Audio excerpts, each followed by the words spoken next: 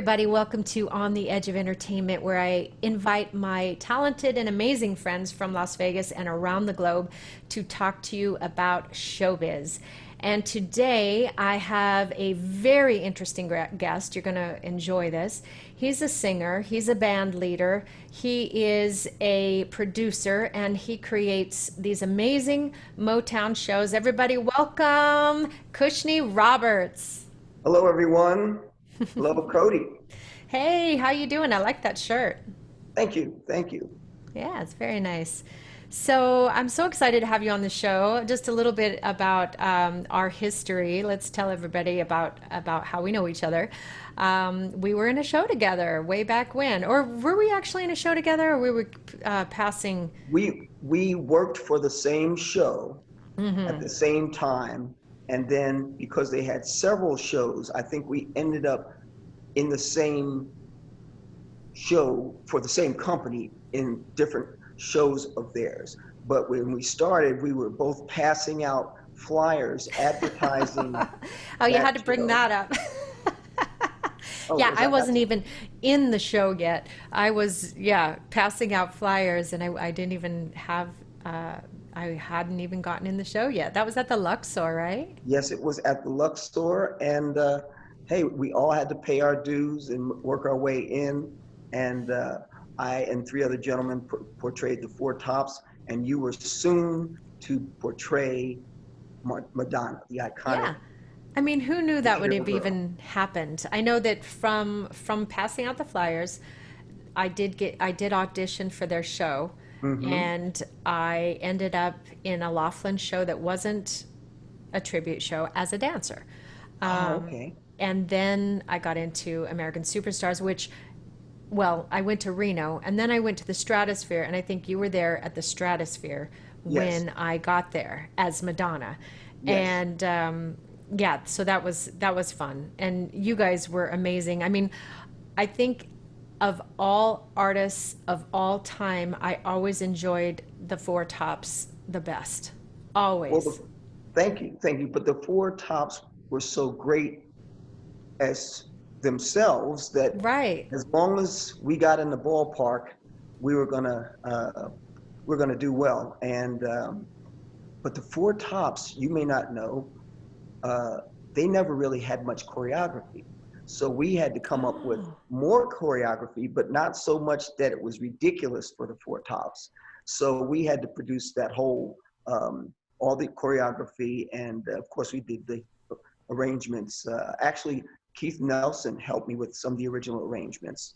He was our production manager in Yeah. one of several of our shows. Mm-hmm. And thank you very much, though. But the hardest thing for me was getting the voice of Levi Stubbs down. He has an Mm. iconic voice, and it's not a run-of-the-mill soulful voice. Mm. And I've basically never heard anyone else impersonate him. And I started off, I don't think I was even close when I started off. And And none of us were. we did evolve, didn't we? And Yes, absolutely. uh, he was known for having a full beard that was half gray and half black, and not just spotted. It was half gray and half black. So I had to grow a full beard, which luckily I was able to do. And then I'd have to spray paint it. No, I'd have to dye it all black and then put gray in the half where he had gray. And Huh. The so it things was, we do. yeah, exactly. Exactly. Well, all the characters you do, you really have to change. But I just working get on, bored. What can I do now? mhm. Well, my natural voice is no more soulful than Lionel Richie's. It's like in between Barry Manilow and Lionel Richie. So to do a gravelly, soulful voice that wasn't a standard, was totally unique, was Right. really a stretch.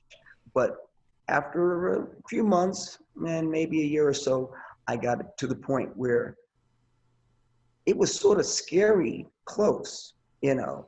I Uh, love that. And that's one thing that I don't know that singers can I don't think that singers know that they can accomplish that, but by changing the muscular thing about your voice, about how you use it, Yes, does change the sound. it does. And I think you actually have to be a better singer than average, and maybe almost better than the originals. Not that they are not, but they're singing as themselves. They're Right. singing as they naturally sing. Mm-hmm. And if, except for those tribute artists that naturally happen to sing like them and look like them, we have to change our voice to a natural sound and Yes. sound just like them, but plus still be able to sound like yourself. You don't just forever sing like the person. You I know. still have your own voice, and of course you do 4 or 5 different singers, so you really have to zero in. But Yeah. yeah, so that was a great time. The strip was popping, Superstars was popping, Legends was popping, and we Yeah. were able to get in there and really get our careers going, huh? Yeah. Yeah, it was a really great time, and I feel really blessed to have gotten into it. And at the time I was very I wanted to hang on to that job because I came from LA, whereas I was a starving actor. Mm-hmm.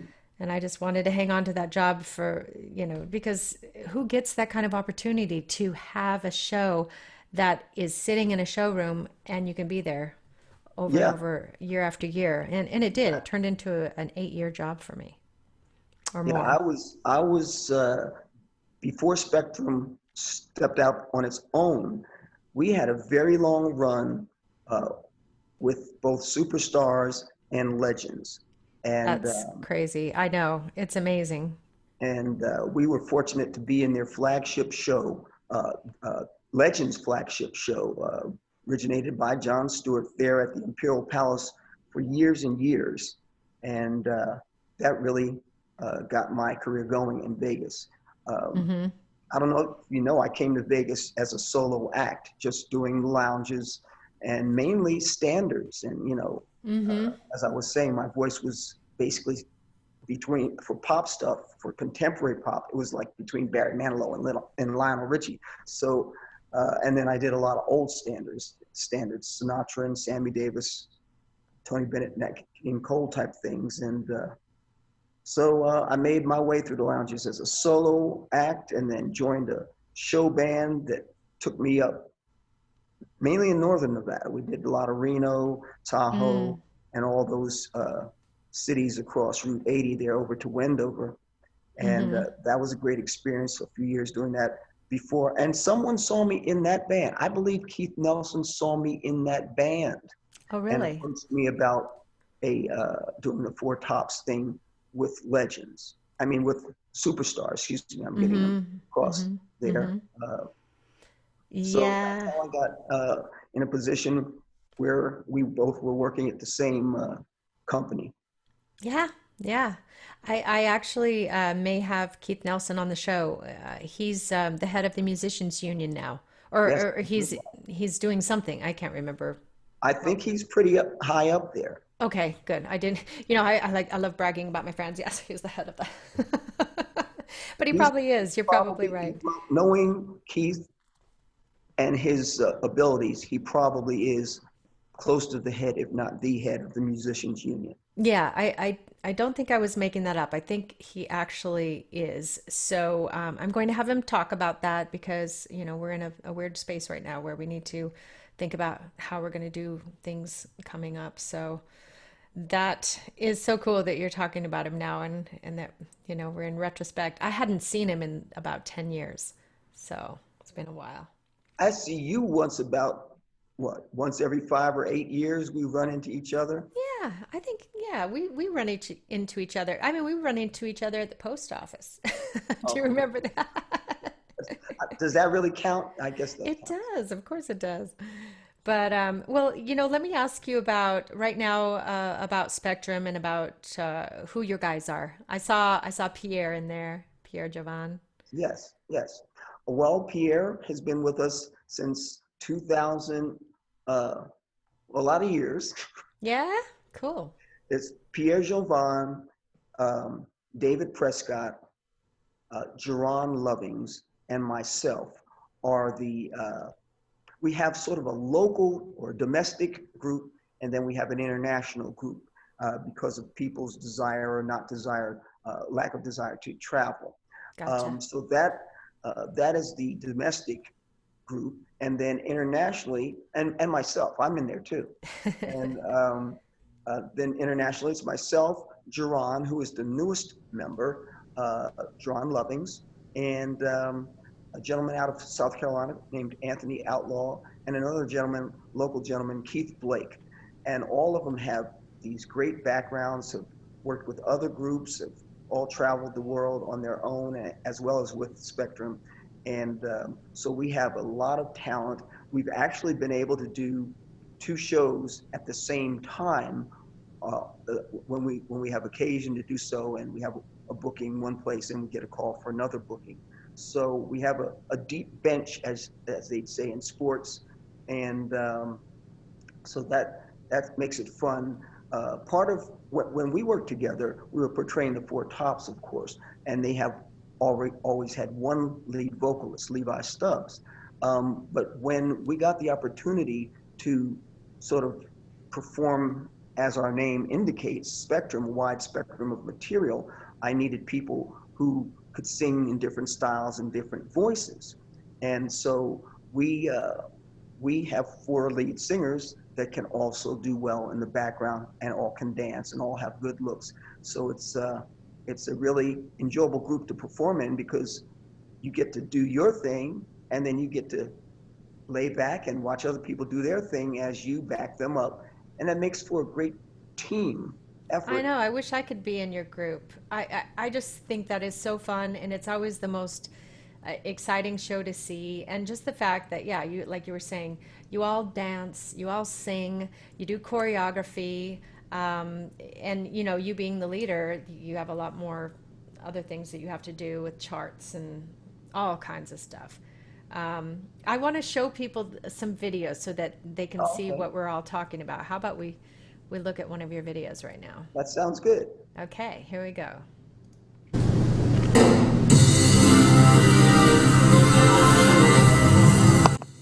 Hey, that's Prince. Yes. We opened, that show was done about a month after Prince died.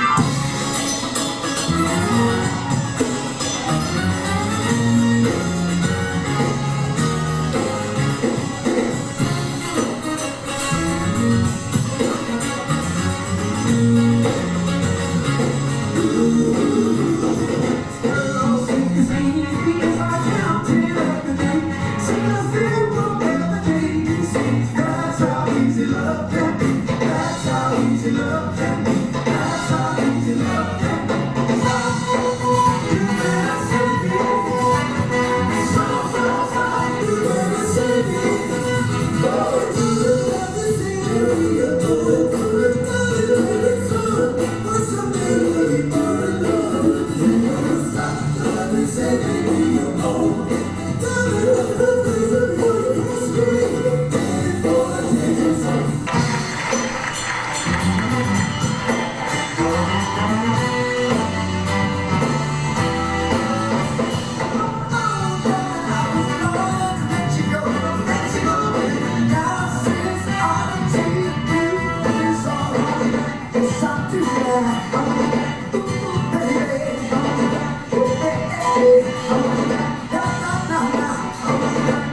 All right. Wow, that was so much fun. It's like you went through all everybody's favorite songs ever.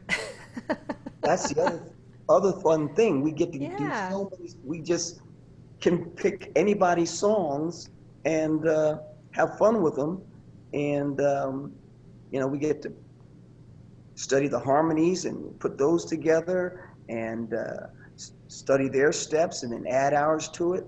It's and everybody gets to contribute. Yeah, the harmonies, that's the big part, and it's very impressive to hear that, especially while you're dancing and you're moving, and just those songs are just so nostalgic. I mean, I bet you get so much work. And that particular show was at the Smith Center, which I Yeah. understand you have several shows a year that you do there, right? Yes, ma'am. The Smith Center, for those who don't know, it's been touted as Las Vegas's Symphony Hall, I mean Carnegie Hall, and it's a fabulous venue. They have several rooms. They have a giant theater for about 2,000, 2,100 people, and then they have this magnificent jazz cabaret, and it Mm. only holds about 250 people, but the ambiance is unbelievable. Tables and chairs, not just theater seating, and they serve food. Uh, Great sound system, and it's just a wonderful facility. It opened in 2012, March of 2012. We opened there April 2012 and have Mm. been doing several shows a year ever since. So we're one of the few and earliest local performers that have been able to consistently work there. And, as you are well aware, they bring in all the Broadway shows. They have Mm-hmm. Hamilton there. They have what's the one about the witches? Uh, um, It's not Bewitched. What's the name of oh, the one? I know neither of us can I think of know it. it's I can see the poster in my head. Yeah, exactly. Anyway, All the big shows. yeah, for sure, They for travel sure. across the country, and we get them right here in the Smith Center. So we are very proud and Yeah. honored to be a local act that gets to perform in there regularly, and that's because we get a lot of support from our followers. Well, not only that, you've got a really great reputation as a leader in the community of, music, and, you've always done everything at the very top echelon. Thank you. And, people know that about you, and you have that reputation. So, um, that's why people want to see what you're doing. And it's so cool that, after you and I started in American Superstars, you went over to Legends, then I went over to Legends, and Superstars closed. But, you have taken your career all the way to the next, We're stuff. trying. The funny thing is, of course, I look at it as a career, but I always feel like I'm just trying to get enough weeks of work for the group and the personnel to get through the Mm, next year. I'm always focused on that. I'm never focused on, let's see, I'd like to be on Broadway, or I'd like to, I put the product out there at the top level that I possibly can. And then I guess, as they say, the cream rises to the top. And while I'm just making the cream, I don't know mm-hmm. where it is. I'm just hoping it's going to get a few more weeks work. And with the team of people I've had to work with, uh, and me just trying to keep my nose to the grindstone, we've been able to get some really great work. May I share with you? I know you and Yeah, I have absolutely. actually caught up over the years between Mm-hmm. when we worked together and now. Well, after we did our stint portraying the Four Tops in the various tribute shows, we Mm-hmm. were fortunate to get our own show in a small showroom on the Strip, Oh, nice. and Yes. that was at the old Boardwalk Hotel and Casino. Some people may remember it as the Holiday Inn. It had the fake uh, uh, roller coaster in front of it, and a Mm-hmm. really run-down statue of Elvis was in front. If you remember that, but he was Oh yeah, falling that's apart. very nostalgic. It was a happening place on the Strip between your show and Jason Tenor's show. Exactly. Purple Rain, we were opposite Purple Rain there for 4 years. And it was torn down, as you know. It stood right next to the CVS, which now has the Waldorf Astoria there. They really, Mm. they went from the Holiday Inn to the Waldorf Astoria. Uh, and we actually were fortunate enough to get a star on the Vegas Walk of Fame, and it sits right there in Ah, on the sidewalk between the Waldorf Astoria and the CVS, which is right next door to it. I And did not know that. that's why I was telling you, bringing you up to speed. And Awesome.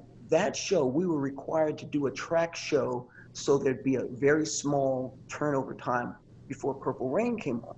Mm. So we're in there doing a track show, and of course we've come off with the group was designed and produced to portray, I mean, to do showroom level presentations. So we never lost that, even though the room we were in was like a tiny showroom sort of lounge. It had that crossover feel, Mm-hmm. but people would come in there, and we got some of the greatest offers for the show we were doing there. Now I know we were working hard and we did a good job, but we had a symphony conductor come in there with his wife and offer us the opportunity to perform with his symphony. And Wow. we followed up with that.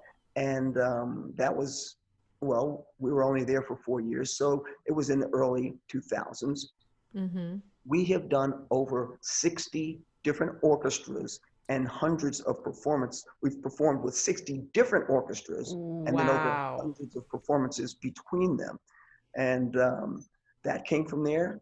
A cruise agent came through, saw us there, and we've done primarily rural Caribbean headlining over that That's very since that nice. Yeah. period, and uh, and then all the other work we've gotten from having been there in that little cool joint right on the strip where people could walk in off the street and see us, and I guess we were putting forth such a strong effort there. But the funny thing about the conductor is he saw us with nothing but tracks. And he probably thought, wow, this would be really awesome with a symphony. He, he and his wife felt, well, if these guys are doing this well, just with Mm-hmm. tracks, wonder if they'd be interested in that. And fortunately, I had people who wrote charts for me with legends and other people around town. And the conductor actually wrote some of the charts for us as well. So between Wow. that, we got our first foot in the door, and we just took it from there. And uh, so many great things happened from that alone. And I don't know if you're aware, but we were able to start a female counter sister group to Spectrum. They're called Radiance, and we started to get offers to go out of town while we were at the boardwalk. And the management there and president of the boardwalk, they allowed me to book other acts in our place. So I would bring our female group in there, and that enabled me to get them established. And so now they do the symphony dates as well, and we have a show together. We've done the show together at the Smith Center as well as on symphony dates. So you know that takes a lot of work and a lot of charts and a lot of production. And I have some great ladies who have dance backgrounds, and so they're able to choreograph themselves, and Mm-hmm. as well as for both groups together. And it's evolved a lot since you and I worked together.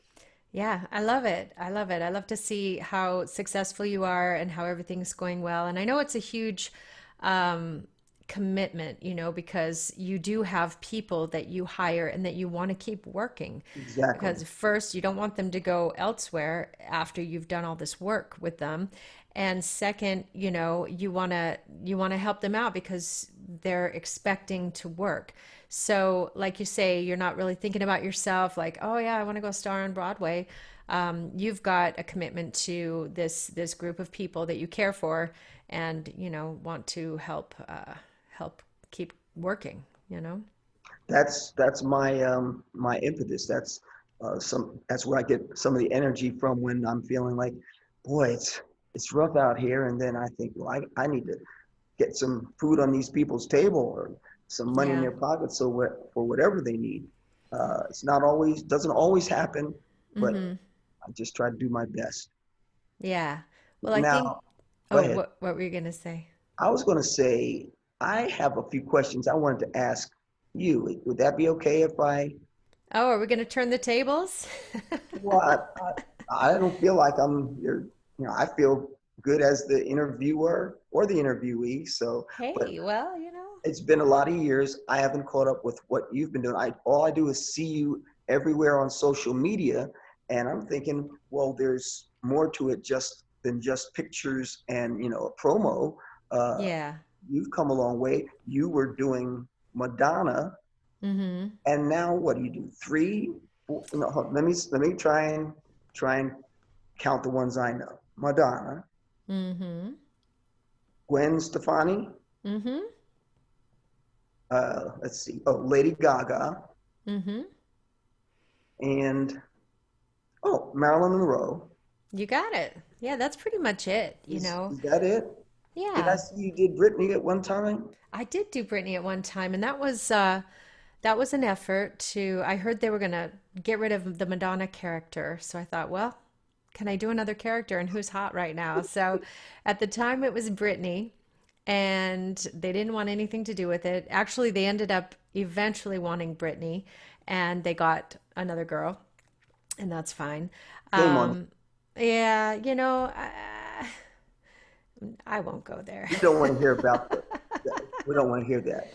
The struggles. Who made that Anyway, mistake? yeah, but you know what I did do, which was really interesting, is that I was doing Madonna character in corporate events and stuff, and I was running around town, and people would go, "Hey, it's Gwen Stefani," and I was so insulted. I was like, "I'm trying to be Madonna," you know, and people kept saying it. I thought, "What is going on?" And then an old friend of mine said, "You know who you look so much like is Gwen Stefani."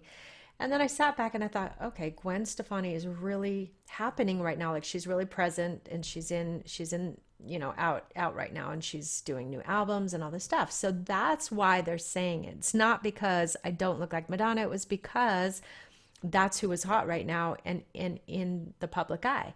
So, I sat back and I thought, gosh, I wonder if I could do Gwen Stefani. And I started putting it together. I really ended up, I did look a lot like her. And, and what happened was I offered it to, well, this was after I was already gone from Superstars. I offered it to Superstars. And I'm not even sure they got the video. I'm not sure. But, uh, but I also presented it to Legends. And so my first act with Legends was Gwen Stefani because they Wow. went for it. They went for it, and it ended up being pretty huge. And it was 6 months that I got at the IP. So Good. I got to close the IP. Wow. So my very last contract at Legends was there in the original building, and it was just such a cool feeling to sort of have evolved and come out on the other side doing this character, and so much more fun too than Madonna in a way. Hmm. And then I was with new people. That the two people running it were female, at Tony Lee and Gina Gillian. Capecci and Jillian. And I just felt so at home there. It was just amazing. They treated me so well. And then uh, the story with that is I ended up doing all three of my characters there because right after that, they said, we actually need a Madonna right now. Because when I approached them after leaving Superstars, they had a bunch of them, I guess. So they said, no, well, don't call us. We'll call you. We're good with Madonnas. And so I got in as Gwen, and then they said, now we need a Madonna, but we really like you as Gwen. Almost like they didn't trust that I could do the Madonna thing. And I was thinking to myself, Gwen Stefani's brand new to me. So I said, if you want Madonna, I'm it. This is what I do. So, you'll be happy with it. So they ended up hiring me for 6 months Wow. doing Madonna. And then shortly thereafter that, guess who came on the scene? Lady Gaga. And I guess I just thought, okay, this is what I do. I sort of transform and do people's voices and look like them. So let me add Lady Gaga to the repertoire because nobody is doing it. I think I was the first on the scene, and now there's like 10,000 Lady Gagas. But I was the first on the scene, so I got the first Lady Gaga role at Legends, and I Wow. opened up two of their shows. I opened up a show in Atlantic City for them, and then I opened up the show in Hawaii for them as Lady Gaga. So I got some good time in, 6 days a week doing the Gaga character as well. So, and like you were saying, when you get to do that, you get to do the 6 days a week with any character, with a live audience, with a live band, dancers, and the whole production. It really builds your career in the right way. But it's hard to get in. It took me 3 Yeah. years to get into Legends. Well, yeah, that's Legends was the bar. They set the tone for the best, and especially if you got into the Imperial Palace, they didn't let any slouches in there. Or well, nobody is a No. slouch, but they didn't let anybody Yeah. who couldn't cover it all. You might go to Right. another show and somebody looks like the person and dances like them, but they don't quite sound like them, and Mm-hmm. you know how it goes. But Yeah. if you were in the Legends show, you could probably fake a lot of people out as Yeah. as thinking you were the person if they saw you elsewhere and Mm-hmm. didn't know you were in a impersonator show. I saw that clip where where you were on. They put it on the Ellen show, where she Yeah. as herself as somebody else playing her. Yes, that was quite an honor to be backstage with Ellen. That was funny. But Kenny Rogers came in and did himself one time, and Yeah. people were saying the same thing. Oh, he's better than the real Kenny Rogers, and it was him. Or it was just funny. And I'm trying to think who else came in there.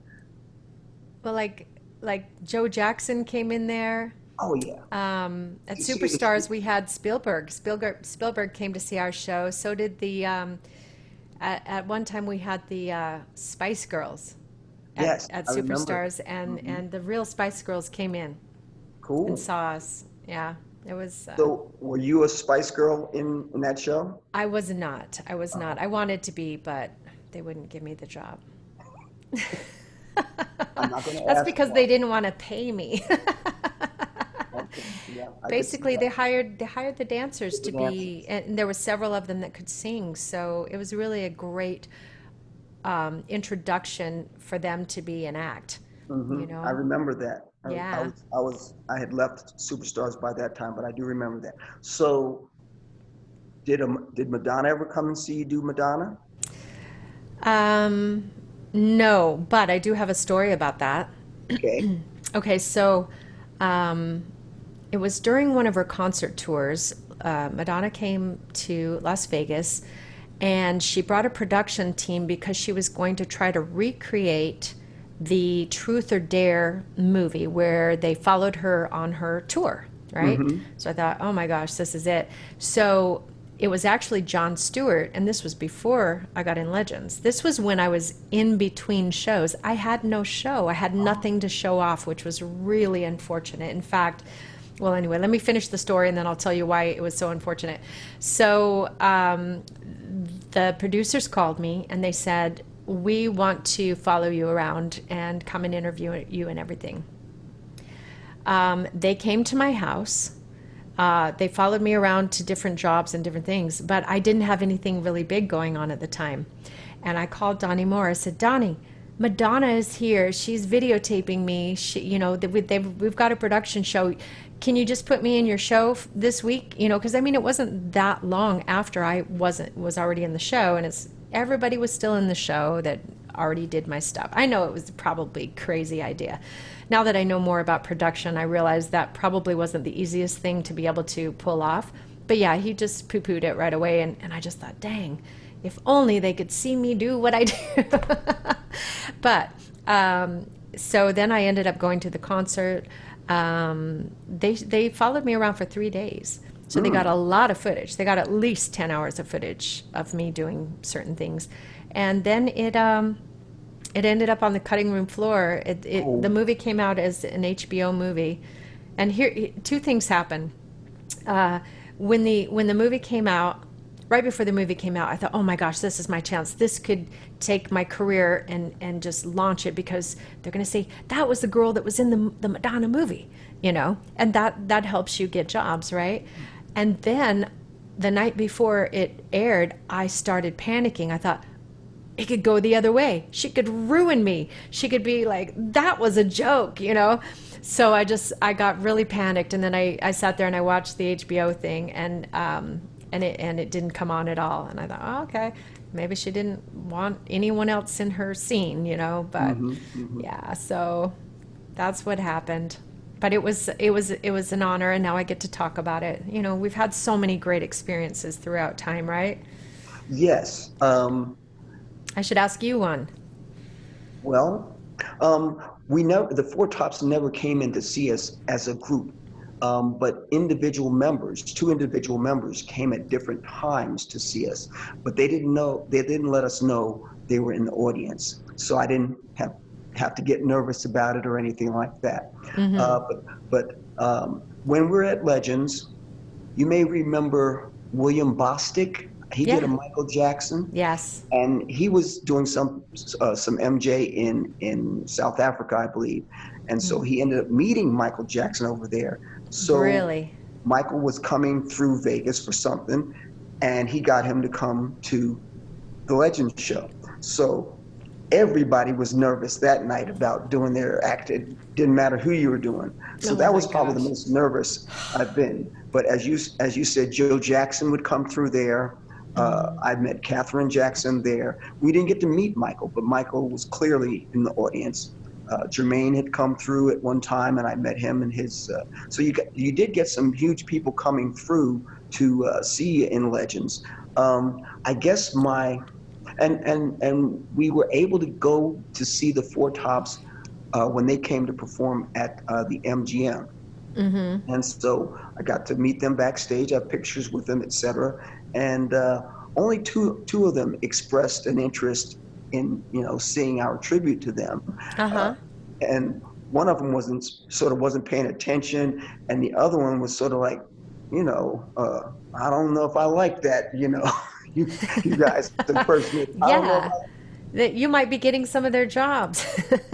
Not really, but that seemed to be the vibe. Do you remember the Motown Cafe over at New York? Yeah. Okay, so one of the singers there, one of the female vocalists there, she was a friend of mine, and so she got me in on opening night, and it was star-studded. There were David Hasselhoff was there, many of the Motown stars, Boys to Men at the height of their popularity. I think I heard about that. Yeah.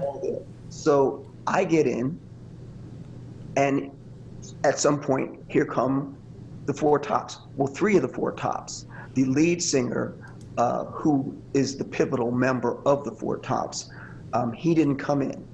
So I introduce myself. I tell these guys what I do, and they said, "Hey, sit down." So we're sitting at a booth in the Motown Cafe, and I have pictures of this. And they had all four mics, but the lead singer wasn't there. So oh my gosh.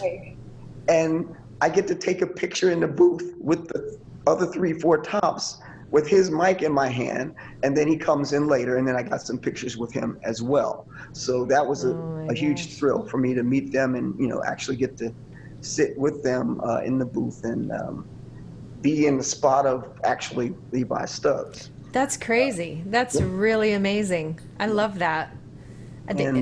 So those were some of the highlights. So we've had plenty of highlights over the years. When we had our run over at the boardwalk, that's when we did so many different groups, and a bunch of people came in who we did their material. And we usually didn't know until after the show. We did 3 shows a night, and then we take a break and talk to the audience. That's usually when we'd find out that somebody was in the audience. But Temptations came in there, Gladys Knight came in there, the people from the Dells. I don't know if you're familiar with the Dells' work. They're a fabulous R&B group. Heard of them, yeah. The Commodores, people from the Commodores, not the whole groups, but members of these guys. People hanging out in Vegas heard about the cool stuff going on at the Holiday Inn. At the Yeah. boardwalk. So Yeah. that What a was time in life. Yeah. that was great. And from there, we've traveled the world. We've toured Australia. We've done a bunch of we did a headliner thing on the cruise ships, as I know you've done some of that work. And so we've had a fabulous career, and it's still going strong. Let me see. Where are my questions? Let me see. Oh, let me Okay. ask you a question. I want to know how many suits you guys have. You must have like a whole room full of suits, I shiny and purple and polka dotted and everything. We probably have about somewhere between 40 and 50 different suits. But when I first started with Superstars, I bought 4 suits. Mm-hmm. There have been, I meant to count them off up for this interview, but there have been maybe 25 different members of Spectrum Okay. Different over the bodies and years. everything. And so the first time I had to replace somebody, not only did he have to sing, dance, have a decent look, he had to fit the suit of that guy, It's right? like, sorry, dude, you're amazing, but I can't buy another suit. You couldn't find them. No, because It's it was not, probably special. yeah, some of them were customized after we got them, or we might Mm. have had them for 2 years. I go back to the place, they don't have those anymore. So from then forward, I would buy like 8 suits of the same kind. Mm. I've bought Smart. as many as 10 suits of the exact same suit. So almost no matter who I would get, I'd have a suit for them. Same with shoes. I've got 40 pairs of different No style way. shoes, but I've got like 8 to 10 pairs of each shoe. So when and like the time I said we had 2 different spectrums performing, one on a cruise Mm-hmm. ship and one here in Vegas. Yeah. I had to pick the suits based on the size of the guys. It's like, this is what's left. You get the job. So it was so that's a wild thing to have all those, and but it's fun. I get to shop, which I guess may be unusual for a guy because I do like to shop, but I can write it all off because it's for the group. Yeah, And I also do all the shopping for Radiance's clothes, my female group. you do.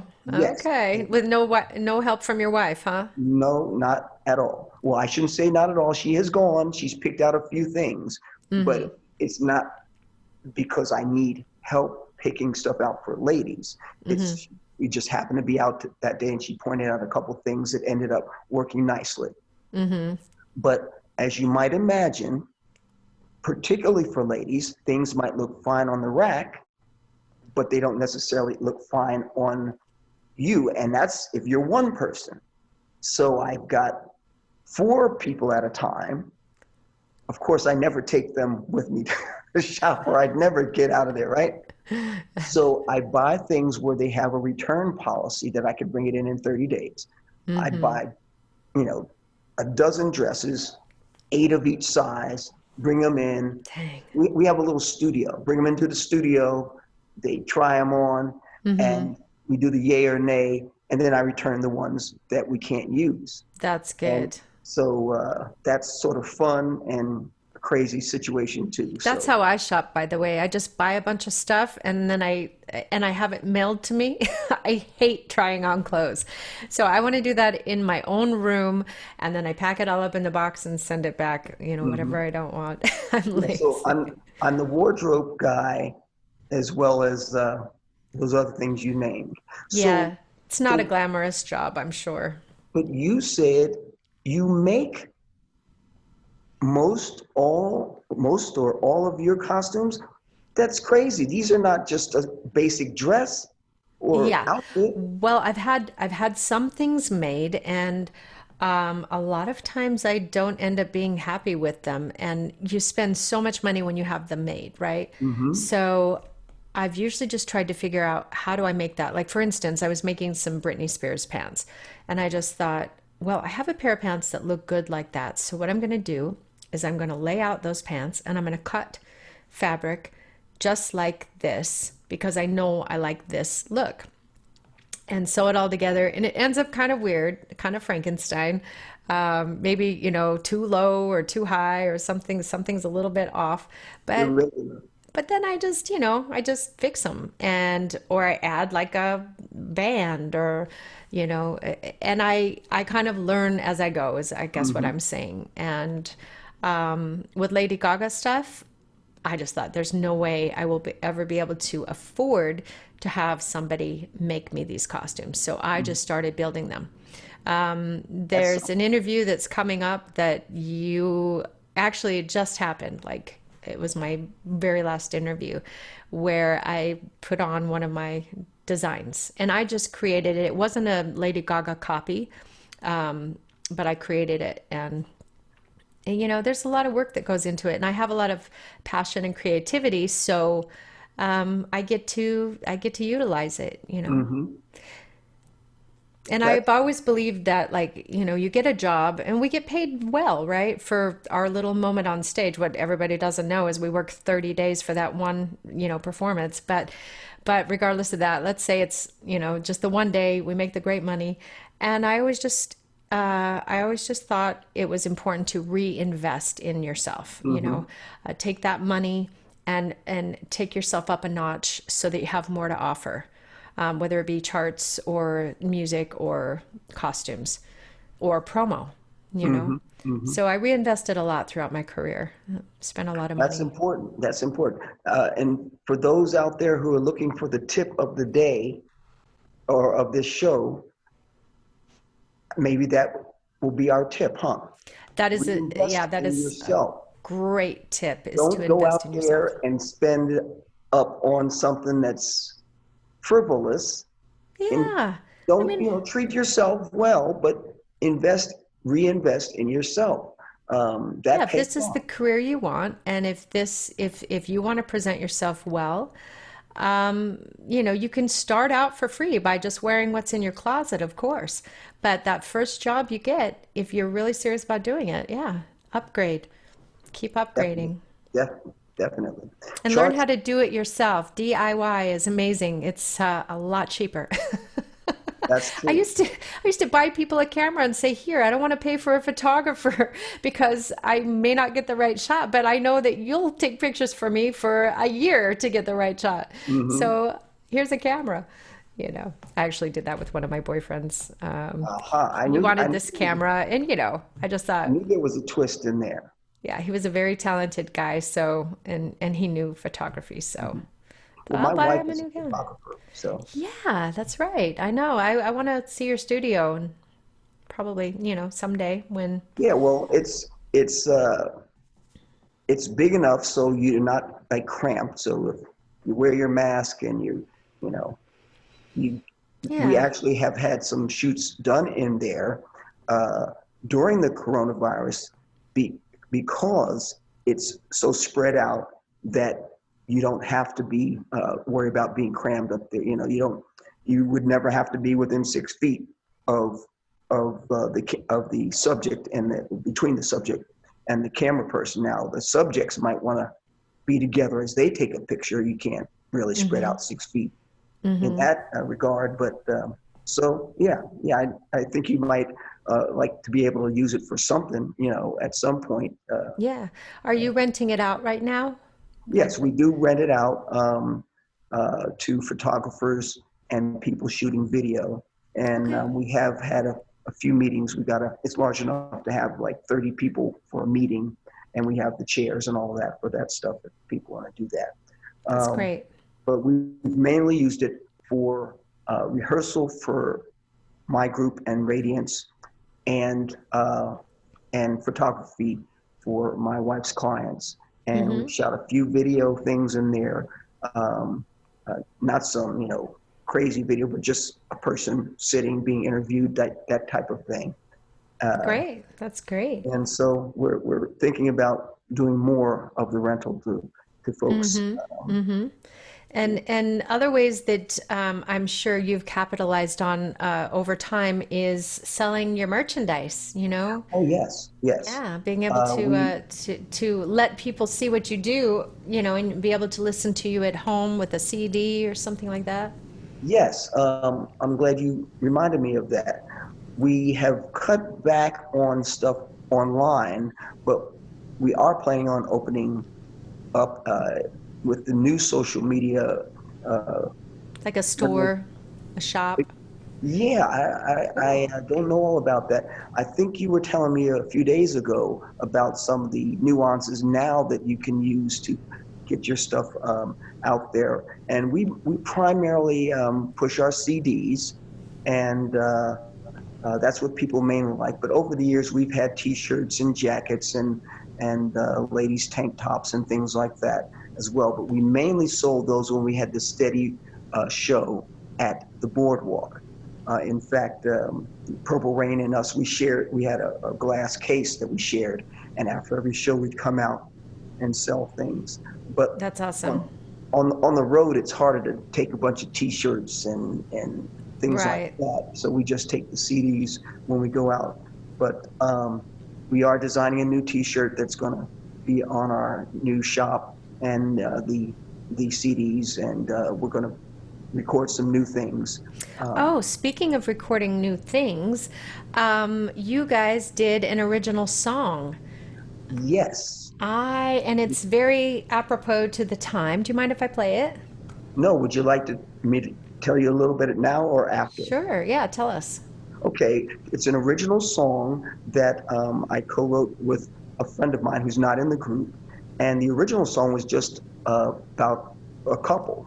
Uh, the original title was "Together We Stand," Mm-hmm. and then that theme is so universal that I thought, hey, I could rewrite the lyrics and apply it to this instance, and I was able to do that, and so that's how this song came about, and it shows very little spectrum, but you and your audience will get the message and It's reason why. awesome.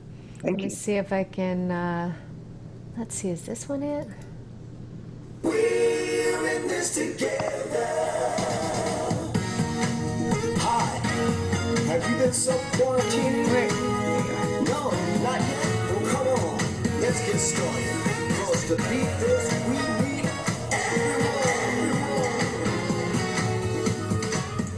We can beat the standing people.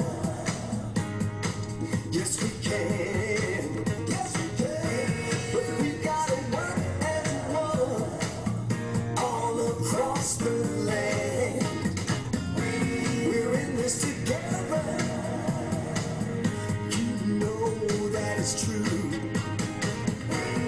Working together, there's nothing we can't do. Together we stand. Divided we fall. Together we'll make it. Or have nothing at all. We know it's what we're after. Yes, we do.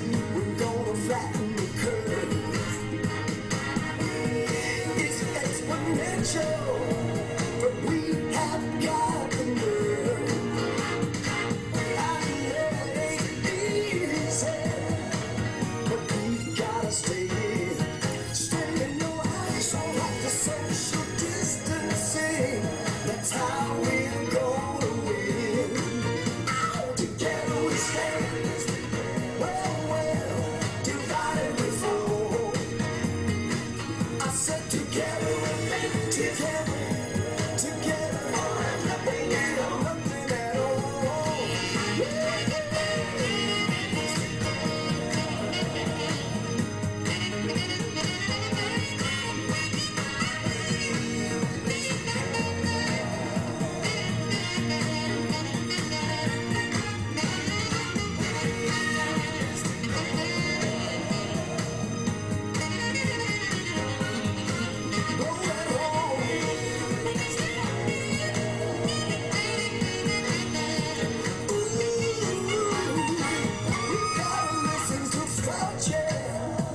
Yeah. Yes, we all know. If we take our eyes off the problem, it's only gonna grow. Think about the good times America's gonna share.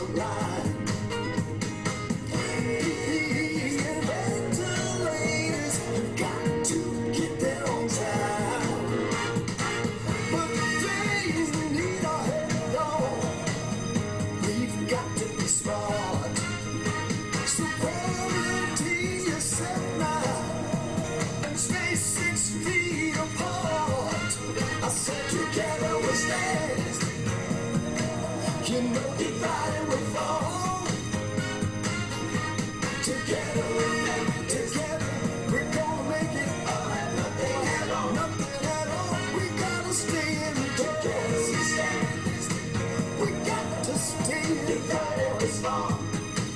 We gotta stay in our home. Yes, to us is gone. Hello everyone, I'm Cushney Roberts, expect Cush for short. We're sending this video out to encourage everyone to practice preventative measures to help eliminate this coronavirus so everyone can get back to work. We and our fellow performers in Las Vegas, around the country, and around the world can't wait to get back to the stages to perform for you. So mask up, stay safe, and take care. Thank you for Anyway, sharing that with well, the thank you for doing that and sharing that. And it's a very poignant message. And I'd love to take this opportunity to just say thank you to the medical workers. And, you know, God bless those of you who have lost people. I know people who have.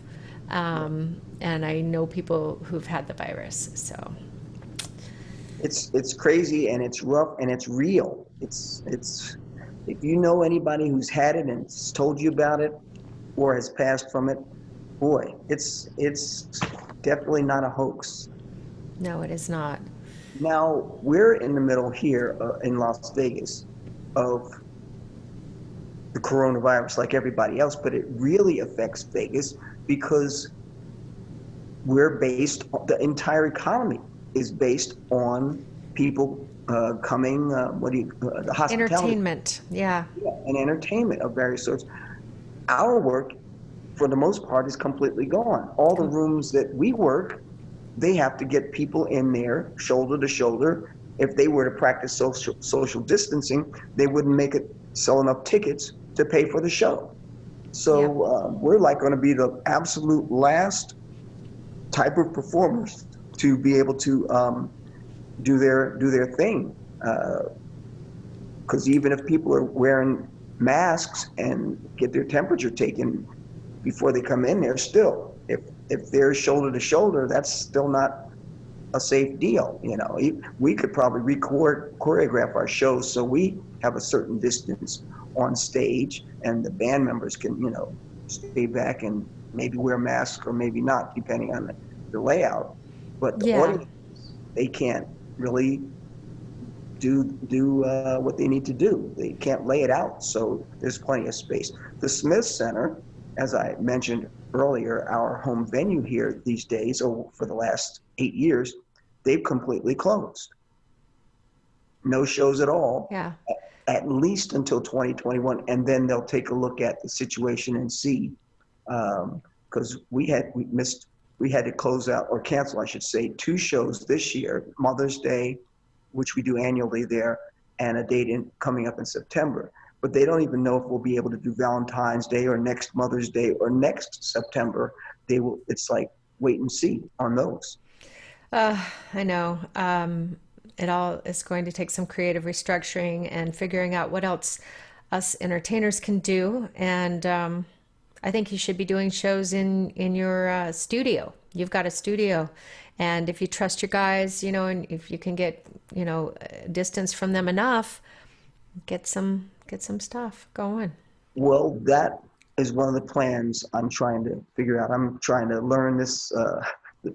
I don't think you can use Zoom quite for what we'd want to do, but we want to figure out which of these mediums and platforms are the best to be able to do concerts and, you know, charge a nominal fee for people to click on and see what some of what they would see. If Yeah, absolutely. I mean, I think people will pay for that, and to see you guys is just something else. And I want to do it myself as well, and hopefully we can work together and everything. Put our heads together and figure this new technology out that's come on the forefront.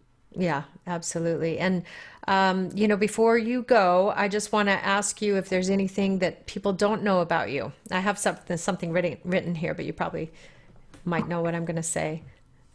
So I'll let you tell us something that you want people to know that maybe we don't know about.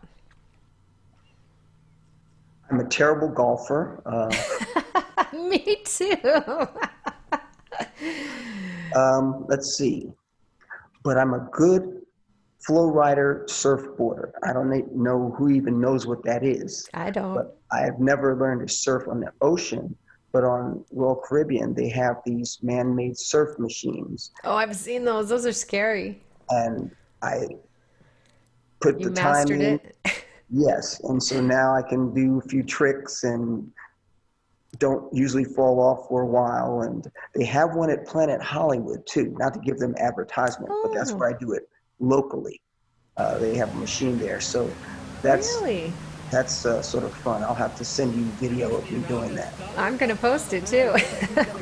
If you send it, I'm gonna make it scroll here. I better pick a good one then. Yeah, well, you do look like you could do something like that. You look very agile. Oh, So, thank you. well, what I was going to say is I read on your bio that you went to Princeton Oh, yeah. for business or I have a civil engineering and business degree from there. So I never thought seriously about a career in entertainment, but I always loved music. I had a band when I was in elementary school. I had a band in college. We played around the campus at other campuses and nightclubs in the area.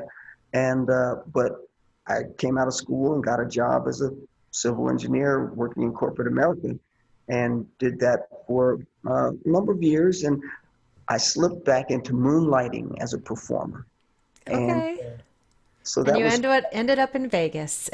The well, rest is history. exactly. That's basically what happened. That's the dime store version Yeah. of the story. Well, that's interesting that that music would take the biggest space in your life. It's pretty Yes, interesting. it's you'd expect that an engineering career would be a more solid, dependable career. Generally speaking, it Well, is. they can work right now. They're all working. That's true. They have not So had as much. maybe you They could get have into definitely that not too. had as much fun as I've had doing following this career route. Absolutely. You've had a fabulous career, and I'm so excited that you got to share it with us.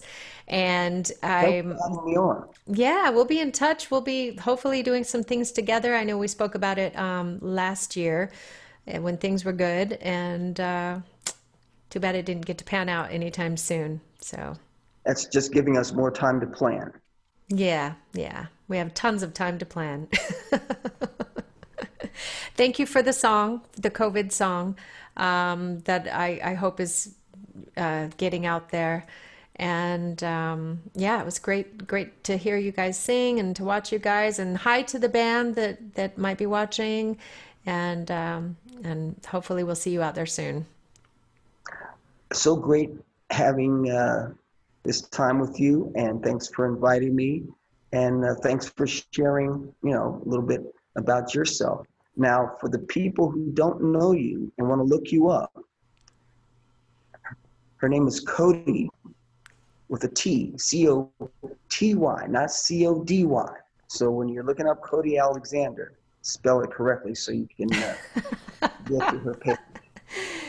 This is true. This is true. And I'm working on some things. I've got some websites that I'm getting ready to launch with some great stuff for entertainers. So just stay tuned, subscribe and like to both of us and all of the entertainers that are appearing on the show. And we'll see you out there. All right. Thank you, Coty. Thank you, audience. And SpectrumSings.com is our Facebook page. No, not .com. Spectrum Sings, one word, is our Facebook page, our YouTube channel, and SpectrumSings.com is our website. Awesome. That makes it easy. And I will post it. I will type it down below as well. So go online, check them out, buy a CD, help us out in this entertainment world, and we will see you later. Bye, everybody. Setting up for the transition. Let's cheer on Mr. Cushney Roberts.